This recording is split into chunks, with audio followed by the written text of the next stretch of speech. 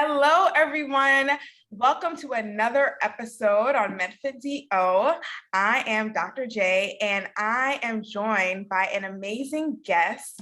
Her name is Louise Valentine. She is an award-winning health and performance coach, and you're in for a real treat. And I really love her. Our missions are very similar, is, helping, whether it be a busy professional or high stress, a burnt out individual, get back into their fitness routine, whether it be running or just any type of fitness routine. So let's get into it. I'm going to give Louise Valentine's bio. So Louise Valentine is an award-winning health and performance coach, physiologist, best-selling author, and competitive runner. I love my runner. So she's a woman after my own heart.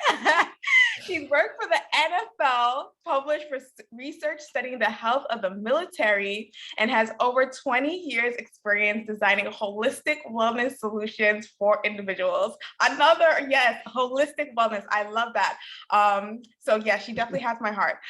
Communities and companies throughout the US, where the coaching mind and body performance of an NFL player, fellow runner, or a wellness warrior, Louise will empower you to break through to your next level of health and performance without a stressful journey or endless search for solutions. I love it all. Louise, welcome. Thank you for having me. Of course. Let's start off by just your story. What got you into becoming a health and performance coach? Well, my journey as a young athlete was quite challenging. I was not a high achiever in terms I wanted to be. I was always putting forth my best effort, but I really struggled with chronic illness in my youth. So I missed, I think, like a third of my senior year of high school. I was last on the cross country team. I was always tired, and I knew that I wanted to be healthier. I have a very strong history of chronic disease and illness in my family. And growing up, seeing others suffering, being told that you just have bad genes. I was feeling like I was destined down this path, and I wanted to do something about it. So I started early trying to figure out, how do we optimize health and performance? And I went to college and got a slew of credentials and degrees across the wellness industry, all in the search of figuring out, how do we live our most healthy, vibrant, and high performance life? It's been quite a journey, but, even throughout that journey, I have gotten chronic disease diagnoses. I was diagnosed in my 30s with my first illnesses, and, just being in those shoes, knowing what it's like, and knowing that you can do something about it. So luckily I've got the skill set to do something about it. I think I was just preparing myself the whole way through, but it's not easy, especially to do it alone. So that's why I do what I do in the world today, because my goodness, been there, done that, not fun. Yeah, no, I understand that so much because as an internal medicine physician, I saw a lot of my patients feel the same way. Them coming to me saying, oh, my family has this chronic illness, so I'm doomed to get it too. And what I saw was just all this victimization because of something that runs in their family. And, they've had, even family members who have died of chronic illnesses, thinking that that would be their story. And I would tell them, you have a choice to change that story. You have a choice to change it. Just because it happened in your family doesn't mean it has to happen to you the same way. You have the choice to do something about it. So I love that you've done something about it, and you were able to adopt the mindset to encompass that for yourself, and now you help others do the same thing. That is awesome. Absolutely. Yeah. And, I think some of the first things that we think of when we get a diagnosis is we're angry, and it's okay. It's okay to feel the emotion. Like, that is the one thing I say, like, own where you are, but put a timer on it. Because when we focus on the woe is me, there's nothing I can do about it, this is my fate, it's going to be our fate. Right. But if we're focusing on what we can do about it, That's why whether I'm working with an NFL athlete, whether I'm working with someone with a new diagnosis, we are laser focused on next level you, however you define that. But that's where we have to shift the focus, because otherwise we're taking a different road. Yeah, for sure. I love just like, keeping that vision of yourself in mind of where you want to be at. So it's something that you have to look forward to. So I love that next level you mindset. Yeah, absolutely. All right, so we'll start with our first question. So what are the biggest mindset setbacks that you see in runners who have been diagnosed, for example, with a health illness or a chronic illness? Yeah, I think that there is a lot of industry marketing that tells us that it's going to be a long journey. It's going to be a frustrating journey. It's going to require a ton of solutions, because we live in a world that wants to sell health and fitness solutions to us. But I challenge that, and I want to reverse that dialogue, because we can have simplicity and ease in the journey. It takes focus. It takes surrounding ourselves with the right team of people and support, being healthcare providers, friends, family. But if we are intentional and focused, we can do less and not more. It can be ease filled versus complicated and frustrating. And we are going to have trial and error. We have to know that it's going to be hard at times, but that's where that support army comes in. And, those are the types of tools and strategies that I try to instill in those that I coach. And we come together to figure out and own what works best for them, which sometimes it involves purchasing a solution and other times it doesn't. Mm-hmm. So finding that very specific to that individual, but it doesn't have to be frustrating and complicated. It's that deep breathing that's going to help us, to decrease the stress and improve our health in the first place. Yeah, I mean, there's so many things that stood out to me, simplicity, right? Because we often think that things have to be hard, right? But things are only hard if we make it hard, right?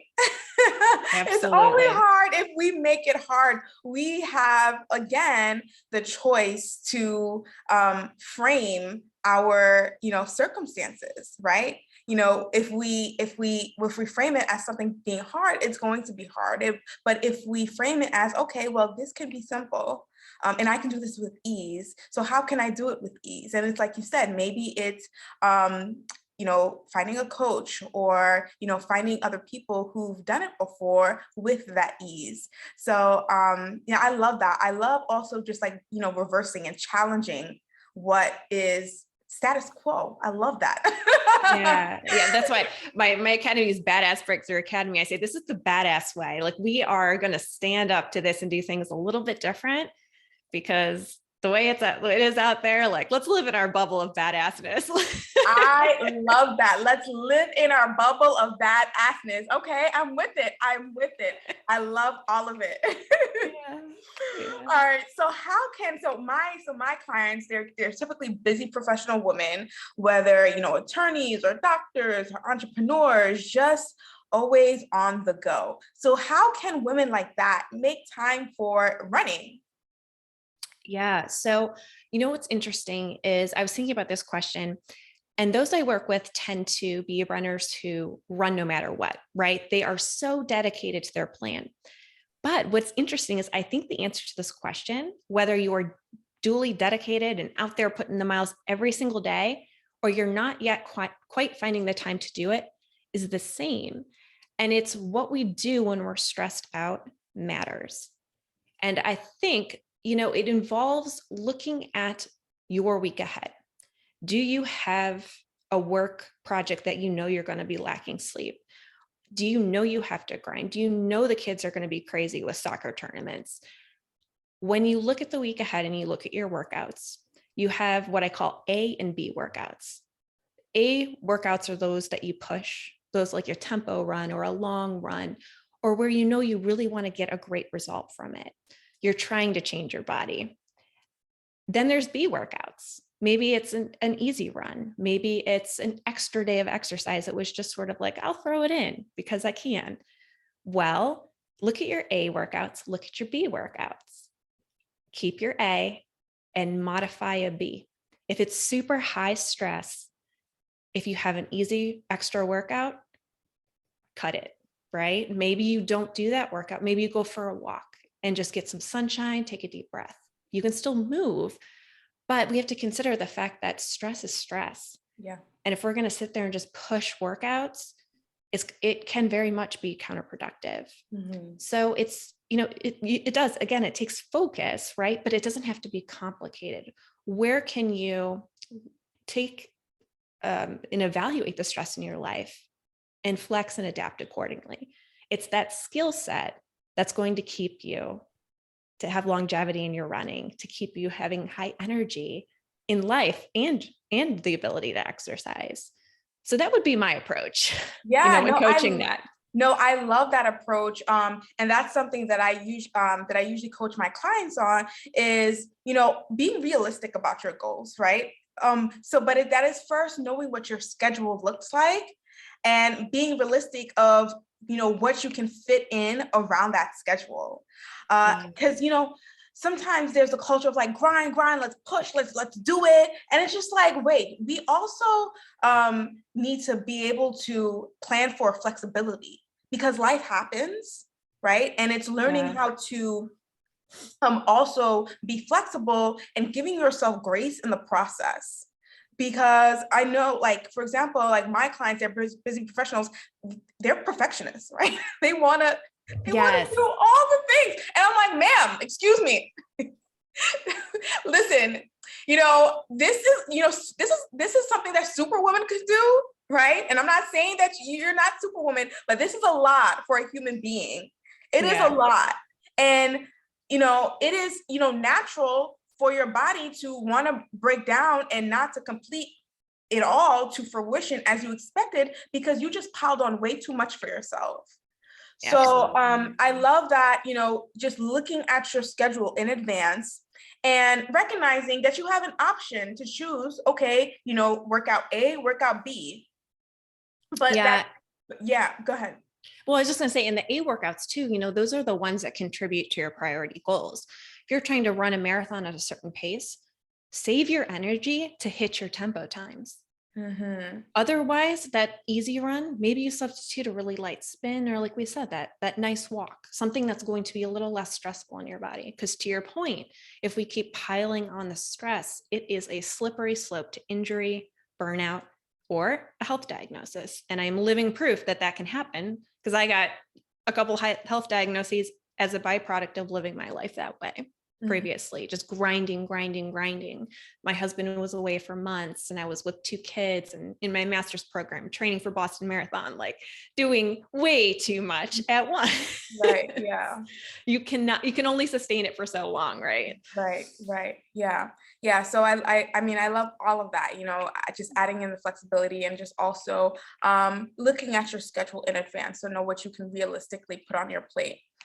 Yeah, absolutely. Alrighty. So how do you help someone who received a health diagnosis balance their body's needs and also their love for running? Yeah, I think this is such a fine line. And I see 2 different groups of individuals. I see some who aren't running and they could be. And I see others who are not listening to their providers and adhering to a regular training plan and pushing and running all the miles when they should be scaling back a bit.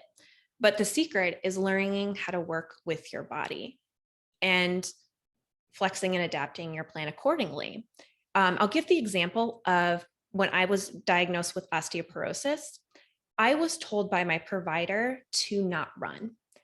And this was because I wanted to reverse my bone health without medication. And if you said, well, if you do that, you can't run because it's too stressful on your body and you need to rebuild your bones. And I said, okay, I understand that I shouldn't be running far. I understand I shouldn't be racing competitively. But what if you and I work together, we run frequent labs, and we monitor my body's progress? If we see that, my thyroid panel is messed up, if we see that my body's inflammation markers are way too high, if we see that my female hormones aren't going to promote a cycle, I'll scale back. But what if we work together and we monitor my body? And guess what? I spent a couple of years reversing my bone health. I still am. but I ran along the way. I didn't compete. I didn't run marathons, but I had joy in my life and I could run very happily, um, working with my provider team. Mhm. And I know for some people that's like eye-opening, but we have to talk to our providers. They're not necessarily running experts, but we can work together and fill that gap between our health and our running. It's so very possible. Yeah, I love that, just that you cultivated a relationship between you and provider. Because sometimes, there are some people who think that, okay, well, whatever my doctor says to do, I will do it.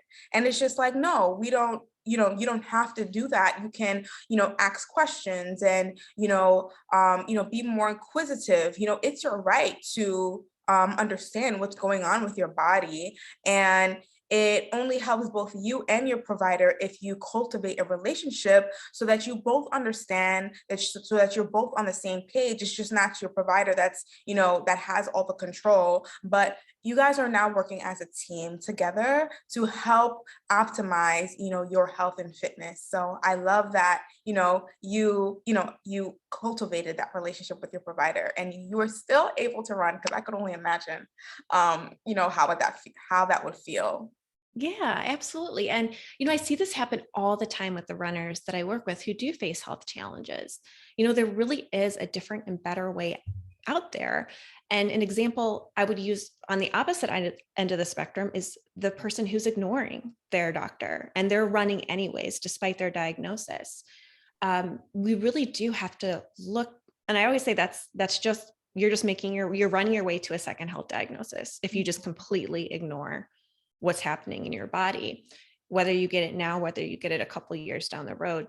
This is a slippery slope. But what happens is when we work together and we look at their training plan, we learn what are the red flags from their body that lets them know that their body isn't recovering well, that they should take a step back.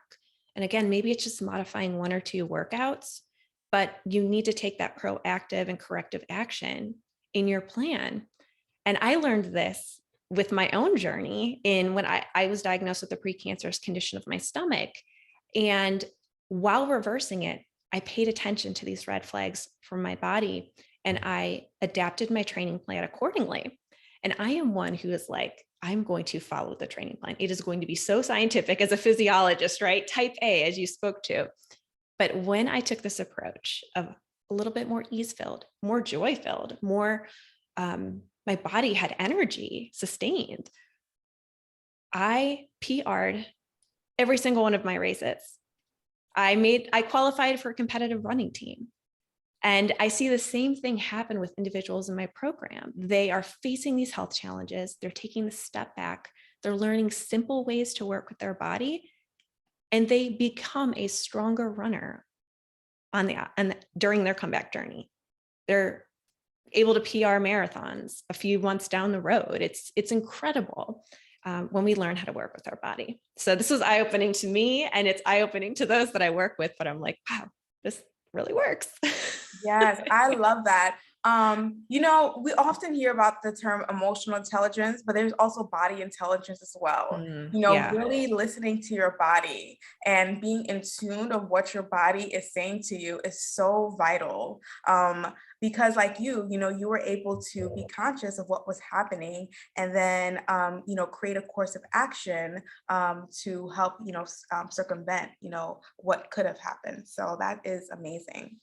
absolutely. Yes. And our bodies are so incredible. It's like when we really stop to work with them, they're capable of reversing diagnoses. They're capable of running faster than you ever thought, of feeling more energized than you even knew was possible. It's just, it's incredible. Yeah, and I think, that's also what's important is to like incorporate that mindset of simplicity and ease into it, because when you start to embody that mindset and get and it may be tough at first, especially if you're a busy professional, but once you like focus and like and say that this can be simple, this can be easy, it doesn't have to be stressful, that just like changes your outlook and it allows you to just like pause, and think Mhm. and have quiet time. And then that's how you attune your awareness into yourself.